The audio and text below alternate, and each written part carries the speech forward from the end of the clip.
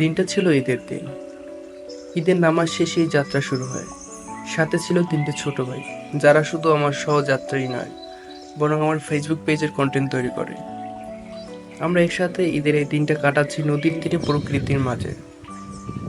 এখন নৌকার মধ্যেই আমি, আমার ভাইয়েরা নদীর শান্ত স্রোতে ভেসে চলছি।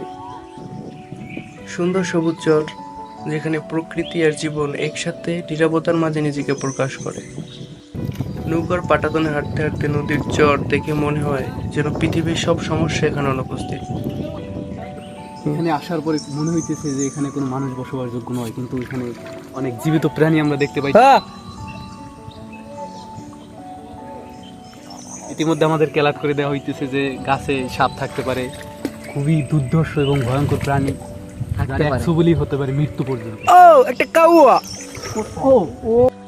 এটা এমন একটা স্থান যেখানে সময় থেমে গেছে, প্রকৃতি আর মানুষ এক হয়ে যায়, যেন এক অসম্ভব শান্তির জায়গা।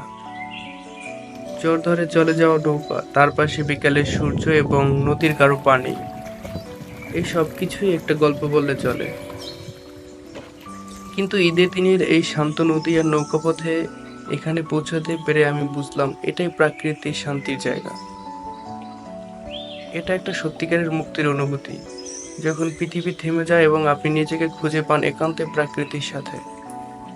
নদী, নৌকার চর, এটা এক অসাধারণ ভ্রমণ ছিল আমার ভাইদের সাথে।